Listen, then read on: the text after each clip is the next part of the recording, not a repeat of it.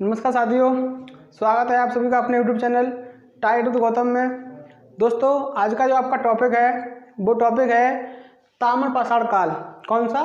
ताम्रपाषाण काल। हम लोग प्रपाषाण काल, मध्यपाषाण काल और नवपाषाण काल तीनों को पढ़ चुके हैं और आज का आपका जो चैप्टर है, जो टॉपिक है वो कौन सा है? ताम्रपाषाण काल। चलिए दोस्तों स्टार्ट करते हैं। देखिए, जो ताम्रपाषाण काल है, कौन सा? जो ताम्रपाषाण काल है, इसका जो शुरुआत हुई वो कहाँ से हुई? जैसे ही आपका नवपाषाण काल का एंड हुआ और वहाँ से आगे ही आपका ताम्रपाषाण काल स्टार्ट हो गया। और मानव के द्वारा पहली उपयोग में करने वाली जो वस्तु थी वो कौन सी थी? तांबा। मानव के द्वारा उपयोग की गई पहली वस्तु तांबा थी। तांबा के बाद जो दूसरी वस्तु थी वो कौन सी थी आपकी? तांबा के बाद कौन सी थी? कांसा।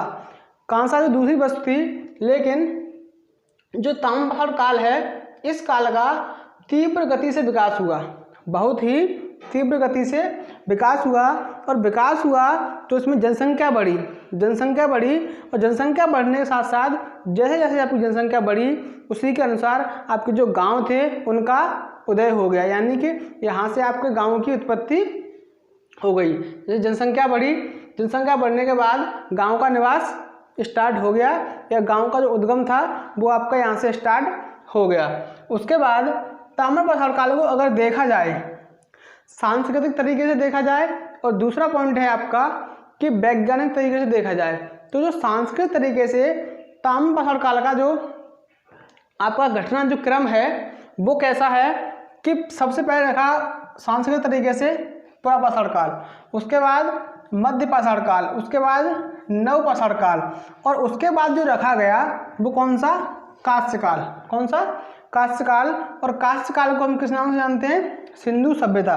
ये आपका सांस्कृतिक घटक है, इनके जो सांस्कृतिक तरीके से जो बांटा गया है इन कालों को।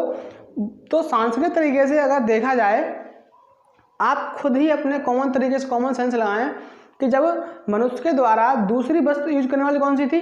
कांसा। और कांसा थी तो पहली वस्तु कौन सी थी? तांबा। लेकिन ताम्रपाषाण काल को हम क्या कहते हैं? तांबा जो पहली वस्तु थी उसका उपयोग हुआ, और दूसरी वस्तु कांसा। लेकिन जो कांसा है, तो कांस्य युगीन जो सभ्यता है वो हम कहते हैं सिंधु घाटी सभ्यता को। किसको? सिंधु घाटी सभ्यता को। तो अगर इस तरीके से देखा जाए तो सिंधु जो ताम्रपाषाण काल है उसको सिंधु घाटी सभ्यता से पहले ही रखना चाहिए, लेकिन जो सांस्कृतिक तरीका है उसमें ताम्रपाषाण काल को सिंधु घाटी सभ्यता के बाद रखा गया है। और वैज्ञानिक तरीके से जो अगर हम इसका जो कालक्रम देखें तो उसमें क्या है कि पहले प्रपाषाण काल है, दूसरा मध्यपाषाण काल है, तीसरा नव है, और उसके बाद ये लिया गया है कौन सा? ताम्रपाषाण काल को लिया गया है, और उसके बाद है आपकी सिंधु घाटी सभ्यता। तो जो वैज्ञानिक अनुक्रम है आपका, वैज्ञानिक तरीके से जो कालक्रम है इसका, तो वो ठीक है जहाँ तक कि सांस्कृतिक अनुक्रम की तुलना के अनुसार। क्योंकि दूसरी जो वस्तु है मानव के द्वारा, दूसरी वस्तु वो कौन सी है आपकी? कांसा। जब दूसरी वस्तु कांसा है, पहली वस्तु तांबा है, तो तांबा को पहले रखना चाहिए ना। अगर तांबा को पहले रखोगे तो सांस्कृतिक तरीके से कालक्रम देखोगे आप, तो इसमें क्या रखा है कि सिंधु घाटी सभ्यता को, यानी कि जो कांस्य युगीन सभ्यता है उसको पहले रखा गया है। और वैज्ञानिक तरीके से सही जो इसका कालक्रम है वो सही सेट किया गया है वैज्ञानिक तरीके से। अगर आप लोग भी सोचते हैं, सबसे मेन पॉइंट है कि जो पहली जो वस्तु है वो तांबा है और दूसरी वस्तु है वो कौन सी है?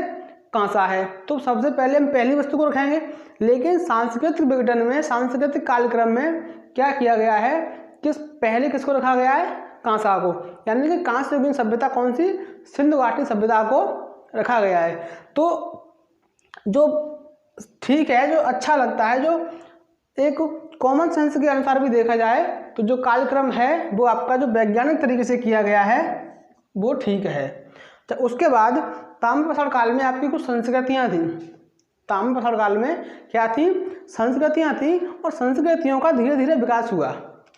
यहाँ से विकास हुआ तो सामाजिक तरीके से मानव का विकास होने लगा, जिसमें आपकी कुछ महत्वपूर्ण संस्कृतियाँ हैं उनको मैं आप लोगों के सामने लेकर आया हूँ। तो एक संस्कृति है आपकी आहार संस्कृति। कौन सी? आहार संस्कृति, ये पूछा भी जाता है कि आहार संस्कृति का समय बताओ। तो जो आहार संस्कृति है, आहार संस्कृति 2100 से लेकर 1500 तक इसका कालक्रम है, किसका? आहार संस्कृति का। जो आहार संस्कृति है ये अभी देखा जाए तो राजस्थान का एक जिला है, वो कौन सा है? उदयपुर। उदयपुर जिले में स्थित है राजस्थान की आहार संस्कृति। यानी कि जो आहार संस्कृति है, तो जो आहार जगह है वो आहार जगह राजस्थान के उदयपुर जिले को, अब उदयपुर जिला है वहाँ पे, तो उदयपुर जिले में स्थित है कौन सी? राजस्थान की आहार संस्कृति। तो राजस्थान के जो आहार है, राजस्थान की जो आहार भूमि है, जगह है, वो कहाँ स्थित है अभी प्रेजेंट में? उदयपुर में। उदयपुर जिला है उसमें ही स्थित है। अच्छा, और ये जो एक नदी है आपकी बनास नदी, राजस्थान की एक नदी निकलती है बनास नदी, बनास नदी के किनारे स्थित है कौन सी? आहार संस्कृति। और आहार संस्कृति का जो सबसे महत्वपूर्ण पॉइंट था आपका, जो सबसे महत्वपूर्ण बिंदु था, जो केंद्र था, वो कौन सा था आपका? गिलुंद।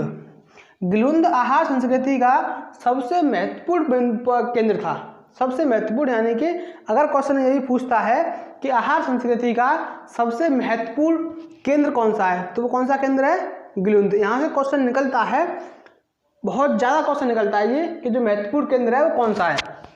अच्छा, और यहाँ से जो साक्ष्य मिले हैं, राजस्थान के आहार से जो साक्ष्य मिले हैं, जो आहार संस्कृति है उसके साक्ष्य मिले हैं, वहाँ से मिले हैं। जो पत्थर था, पत्थर को छोटे छोटे टुकड़ों में काट कर उनके मनके बनाए गए हैं। यानी कि मनके बनाने की फैक्ट्री कहाँ थी? राजस्थान के आहार में, अभी उदयपुर, राजस्थान उदयपुर जो जिला है उसमें। तो पत्थर के जो मनके थे वो बनाए गए इस जगह से।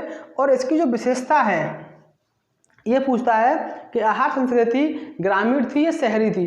तो जो आहार संस्कृति थी वो कैसी थी? ग्रामीण। ग्रामीण और पशुपालन कैसी थी? क्योंकि ग्रामीण लोग थे, ग्रामीण तरीके से अपना विकास कर रहे धीरे धीरे, पशुपालन कृषि के द्वारा वो अपना धीरे धीरे से विकास कर रहे थे। तो जो ग्रामीण थी और कैसी थी? पशुपालन। किस पर निर्भर थे वो? पशुपालन और कृषि पर, पशुपालन और कृषि पर वो निर्भर थे। और सामूहिक आवास, उनके जो आवास थे, जो स्थान थे उनके रहने के, वो सामूहिक हो चुके थे। सामूहिक इस तरीके से हुए कि उन्होंने जब एक जगह कृषि करना स्टार्ट कर दिया, एक जगह पशु को पालना स्टार्ट कर दिया, तो सामूहिक भी ऑटोमेटिक होने लगे और उन लोगों में यहाँ से सामाजिक जो जुड़ाव होता है वो पैदा हो गया यहाँ से। उसके बाद नेक्स्ट है आपकी कायथा संस्कृति। कौन सी? जो कायथा संस्कृति है, इसका आपका कालक्रम है 2000 से 2000 BC से लेकर 1800 BC तक। कायथा संस्कृति का, कायथा संस्कृति अभी जो फिलहाल में, अभी अगर प्रेजेंट में देखी जाए वर्तमान में, तो कहाँ पड़ती है? उज्जैन में। कहाँ? मध्य प्रदेश के उज्जैन में जो कायथा संस्कृति है वो वर्तमान में मध्य प्रदेश के उज्जैन में स्थित है। अच्छा, यहाँ से वस्त्र उद्योग का विकास हुआ, यहाँ से सर्वाधिक वस्त्र उद्योग का विकास हुआ। और जो साक्ष्य मिले हैं किससे? चरखे से और तकिया से। यानी कि चरखे और तकिया का यहाँ से हमको साक्ष्य मिले, जिससे हमको पता पड़ता है कि यहाँ के जो मानव था उसने वस्त्रों का उपयोग करना स्टार्ट कर दिया था। यानी कि वस्त्रों का विकास उद्योग का उन्होंने कर लिया था। उसके बाद नेक्स्ट है आपकी मालवा संस्कृति। कौन सी? मालवा संस्कृति। और इसका जो आपका कालक्रम है वो क्या है? 1700 BC से लेकर 1200 BC तक। कहाँ तक? 1700 BC से लेकर 1200 BC तक। यहाँ से क्या मिला है? पत्थर के मनके, यानी कि जो पत्थर के मनके हैं उनके साक्ष्य भी यहाँ से मिले हैं। और इसके साथ साथ जो चूड़ी है, चूड़ी के भी साक्ष्य कहाँ से मिले हैं? आपके मालवा संस्कृति। ये क्वेश्चन निकलता है कि चूड़ी के साक्ष्य किस संस्कृति में प्रचलित हुए थे। तो जो चूड़ी के साक्ष्य हैं आपके वो कौन सी में? मालवा संस्कृति में आपके सामने आए। और जो मालवा स्थान है अभी वो मध्य प्रदेश और उत्तर प्रदेश की सीमा पर पड़ता है। यानी कि दोनों स्टेट के सेंटर पे है, तो थोड़ा इधर है और थोड़ा इधर है। उसके बाद नेक्स्ट है आपकी जौरवे। जौरवे संस्कृति है, इसका कार्यक्रम है 1400 से लेकर 700 तक। 1400 BC से लेकर 700 BC तक जो आपकी जौरवे संस्कृति है इसका कालक्रम है। और जौरवे संस्कृति से क्या हुआ? यहाँ से बड़े बड़े जो गांव थे वो स्टार्ट हो गए बनना। यानी कि जो बड़े बड़े गांव हैं उनका हमको बर्डन कहाँ से मिला? जौरवे संस्कृति में। जैसे बड़े बड़े गांव, जैसे इनाम गांव, कौन सा, इनाम गांव, और दूसरा आपका सोन गांव और देमाबाद। ये कुछ गांव थे वहाँ के जो काफ़ी बड़े बड़े थे, यानी सबसे बड़ा जो गांव था वो कौन सा था, इनाम गांव। उसके बाद सोन गांव, देमाबाद, ऐसे ही कुछ महत्वपूर्ण और भी गांव थे। तो ये आपके कुछ इम्पोर्टेंट थे, वो मैंने आप लोगों के सामने दिखाई। पूरा आपका जो ताम्रपाषाण काल है, ये मेन जो फैक्ट थे आपके वो आप लोगों के सामने हैं। ठीक है, मिलते हैं नेक्स्ट क्लास में। जो भी व्यक्ति अगर क्लास को देखते हैं तो उसको लाइक, शेयर एंड सब्सक्राइब करें और सभी लोगों को शेयर करें। जो भी व्यक्ति हैं अपने ग्रुप उनके जरूर होंगे, किसी न किसी ग्रुप से ऐड होंगे, तो ग्रुप में फिर सोशल मीडिया पर वीडियो को शेयर करें और कमेंट में बताएं जरूर कि क्लास कैसी लगी आपको। कमेंट में जरूर बताएं कि क्लास कैसी लगी। तो चलिए दोस्तों, आज के लिए इतना ही काफ़ी है। All the best, thank you so much.